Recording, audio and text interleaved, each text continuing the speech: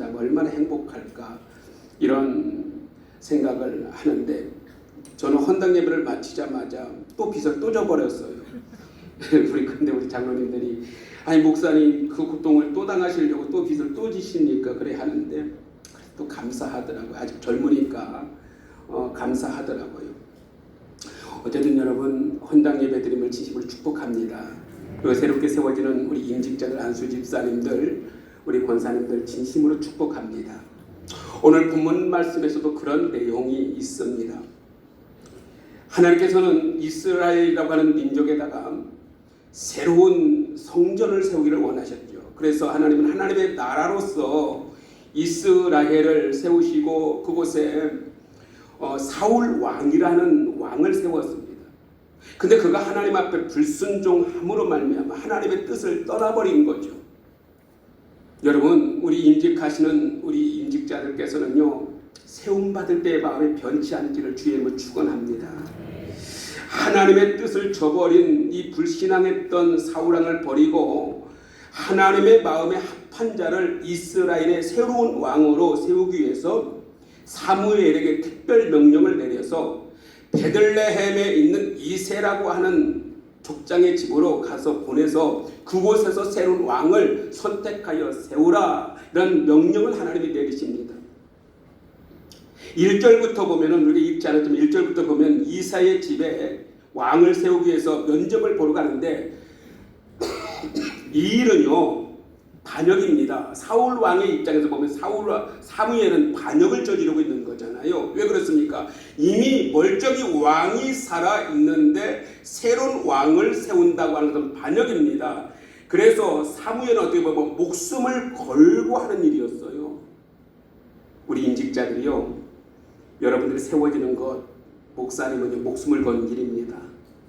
저도 수없이 많은 장로님들을 세워봤고 안수집사님, 권사님들 세워봤지만 교회가 혹시나 이 세우면서 시험 들지 않을까, 또 교회가 어려움을 당하지 않을까 목사님은 늘 전전긍긍하게 되어 있거든요. 그런데 사무엘이 이제 이렇게 새로운 왕을 세우기 위해서 이새의 집, 베들레헴 이새의 집에 가게 되는데 7명의 아들들이, 이새의 아들들이 다 면접을, 새로운 왕의 면접을 보기 위해서 그 자리에 와 있었습니다. 제일 큰 아들 엘리압이 가장 돋보였어요. 사무엘이 엘리압을 어떻게 평가했냐면 면접의 평가가 이렇습니다. 여호와의 기름 부으실 자가 과연 주님 앞에 있습니다 라고 표현해요. 왕감이라는 겁니다. 이 정도면 충분한 왕감입니다 라고 왕이 될 만한 사람이라고 했지만, 그러나 하나님은 아니다, 그가 아니다 라고 말씀하십니다. 다음으로 둘째 아들 아비나답이 왔는데 장대하고 장군감이며 국가를 이끌 만한 충분한 능력이 있어 보였습니다. 그럼에도 불구하고 이 하나님께서는 또 그에게, 사무엘에게 아니다 라고 말합니다. 그렇게 쭉 면접을 보면서 8절 말씀에 보면 3번 오고 3말을 보는데 9절에 보면 사무엘은 깊은 인상을 받았는데 아주 지혜롭게 보였다고 했습니다. 그런데도 불구하고 하나님은 그를 선택하지 아니했다고 말씀합니다. 이렇게 마지막 7번째 후보까지 합격점을 받지 못했는데 분명히 하나님께서는 저 베들레헴 땅에 이새의 집에 새로운 왕감이 있다고 보냈는데, 목숨을 걸고 왔는데 하나님은 모두를 가리켜 다 아니다라고 표현을 합니다. 사무엘은 이새에게 이렇게 묻습니다. 당신의 아들들이 여기 다 있습니까? 더 없습니까? 라고 묻습니다. 그때 이새가 이렇게 대답합니다. 11절 말씀에 아직 막내가 남았는데 그는 양을 지키나이다 라고 표현을 하고 있습니다. 아버지는 다윗을 향하여 면접의 자리로도 부르지도 않았습니다. 왜요? 그 말에 힌트가 있어요. 왜 다윗은 8명의 자녀 중에 7명은 왕의 후보로서 면접의 자리로 불렀는데, 그러나 왜 다윗은 그 시간에 면접의 자리에도 부르지 아니하고 저 유대 광야로 보내서 양을 치는 목동으로, 다른 형제들은 다 면접 보고 있대, 너는 아니야, 가서 양을 쳐라 라고 그 유대 광야로 보냈을까요?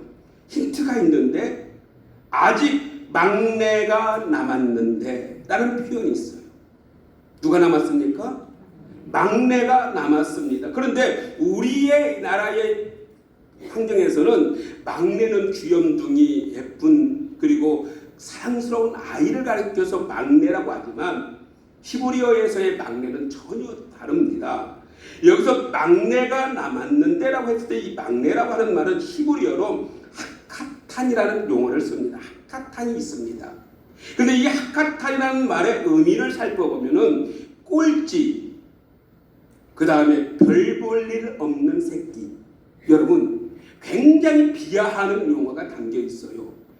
제일 못난 놈, 꼴찌, 별 볼 일 없는 새끼 하나만 남았습니다.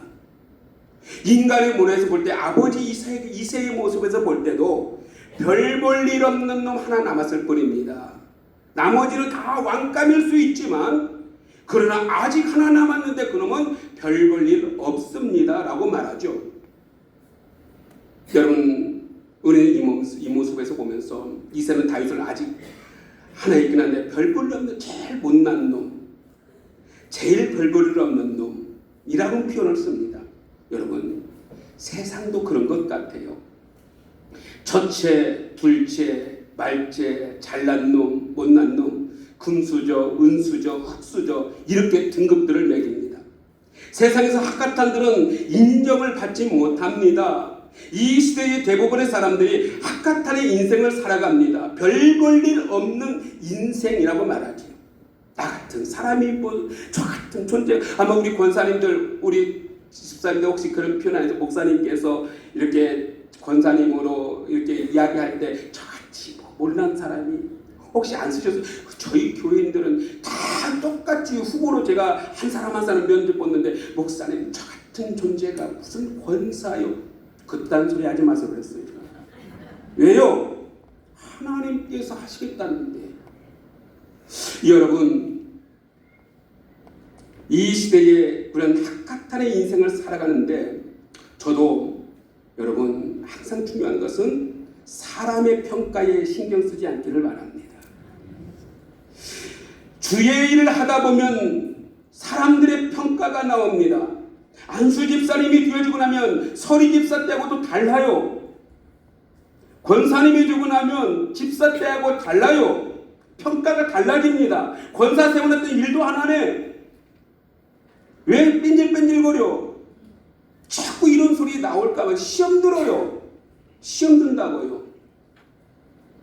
여러분 하나님의 평가에 신경 쓰시길 바랍니다. 사람들은요 우리를 평가할 때 자꾸 흑수저, 원표, 자꾸 학가탄 이렇게 평가를 내리려고 합니다.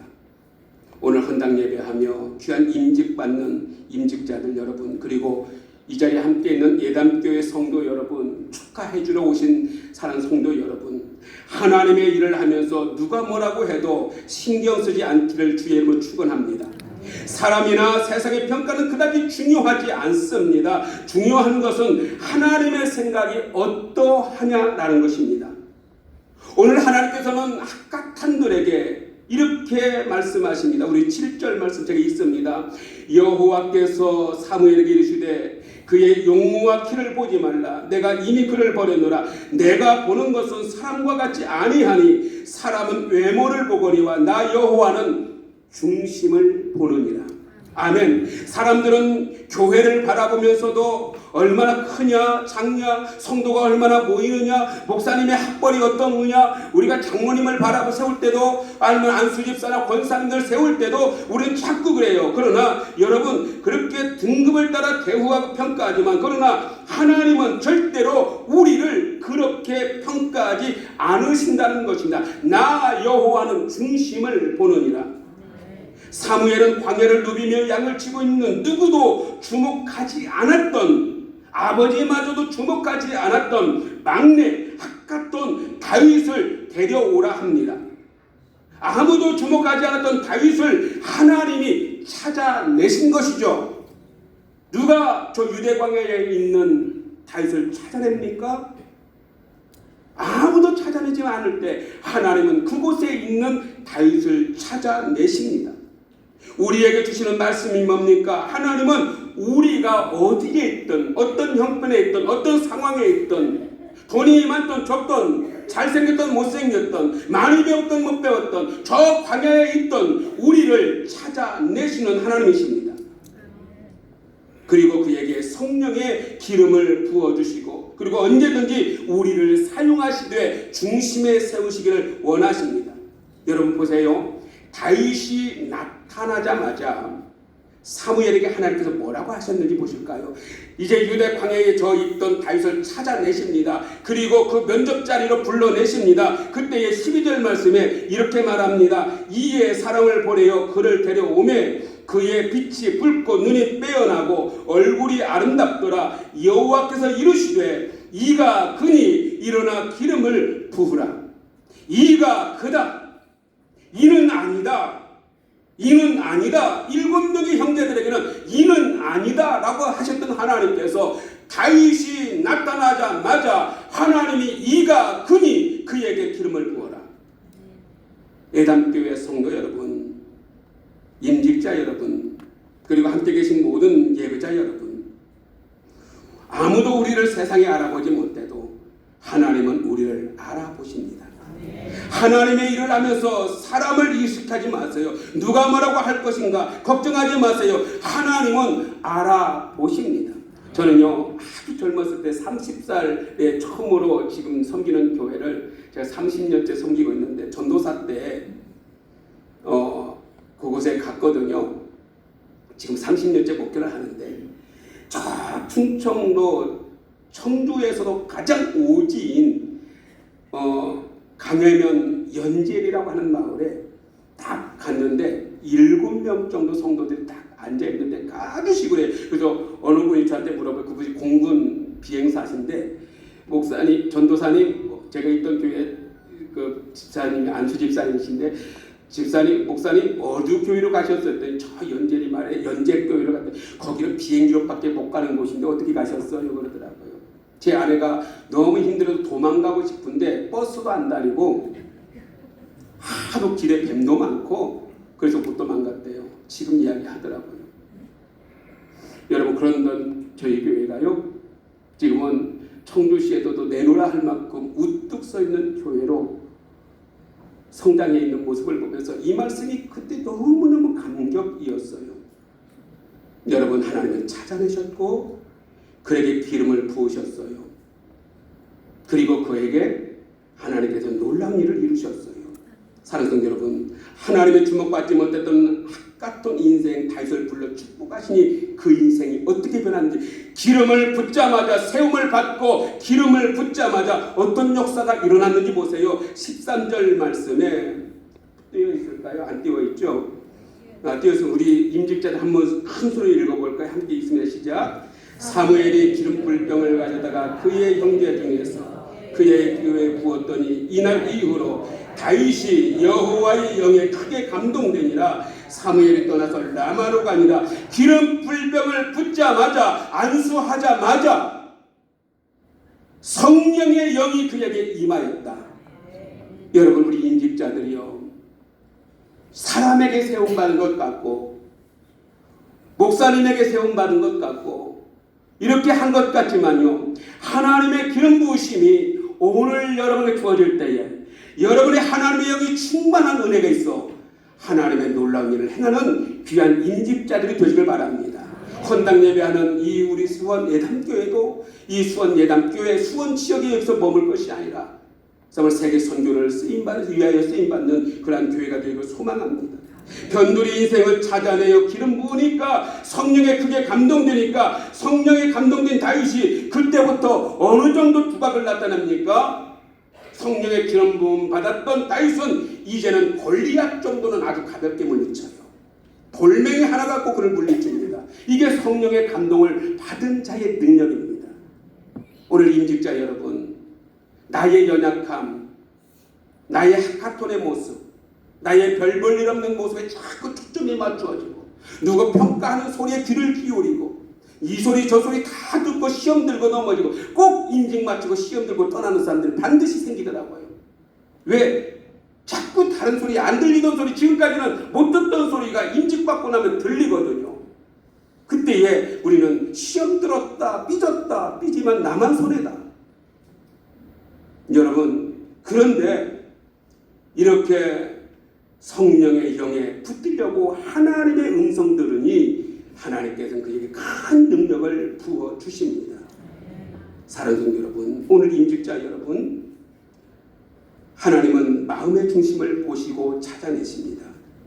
저 광야에 가려져 있던 핫가탄이었던 그를 찾아내시고, 그리고 그의 인생을 최고로 높여주시고 최고의 왕으로 세우시고 최고로 복되게 하셨는데 왜 찾아내셨는가? 왜 하나님은 하필 그 많은 좋은 일꾼 중에, 그 많은 사람 중에 왜 하필 다윗을 찾아내셨는가? 사도행전 13장 22절 말씀에 내가 이새의 아들 다윗을 만나니 내 마음에 맞는 사람이라 내 뜻을 다 이루어. 하나님의 마음에 맞았던 사람이에요. 하나님에만 초점 맞췄던 사람이에요. 오늘 제가 여러분에게 부탁드리고 싶은 것은 그러한 은혜가 있길 바랍니다. 사람의 소리에 기울이지 마시고, 사람에게 초점 맞추지 마시고 하나님께 초점 맞추십시오. 하나님의 마음에 합한 자로 사시기 바랍니다. 하나님이 여러분의 뜻을 이루실 줄 믿습니다. 하나님의 마음에 드는 합당한 주인의 일꾼으로 하나님께 그 사람을 반드시 찾아내시고, 그 사람이 어디에 있든 어떤 환경에 있든 사람이 알아주든 안 알아주든 내 형편이 어떻든 하나님은 다 찾아내시고 그 사람을 사용하시고 최고로 높여주시고 하나님의 뜻을 이루실 줄 믿습니다. 사람은 외모를 보거니와 나 여호와는 중심을 보느니라. 하나님은 여러분의 중심을 오늘도 보시고 내일도 보시고 여러분의 수고하는 그 수고의 헌신 속에서도 보실 겁니다. 사람 의식하고 일하지 마시고요, 하나님의 뜻에 합당하게 일하십시오. 그래야 하면 하나님께서 여러분에게 하나님의 뜻을 이루실 줄 믿습니다. 오늘 임직받는 모두, 이 자리에 계신 모두가 하나님의 찾으심이 되고 존귀하게 쓰임받고 성령의 능력을 따라 하나님의 뜻을 이루어가는 거룩한 성도가 되시기를 주의 이름으로 축복합니다. 기도합니다. 하나님, 주신 말씀 우리 중심에 못에 잘 박힌 못처럼 우리 중심을 박아주옵시고, 비록 우리 사정과 형편은 하나님 앞에 부족하지만 그러나 하나님이 그 중심을 보시고 찾아내신 것처럼 하나님의 뜻에 합당한 주의 종들 되게 하시고, 오늘 헌당 예배하는 예담교회를 마음껏 축복하셔서 존귀한 교회로 세워 주옵시고, 주의 종 이견 목사님의 모든 인생에 우리 안에 친히 개입하셔서 복된 우리 목사님 삼으시옵소서. 예수님 거룩하신 이름으로 기도하옵나이다. 아멘.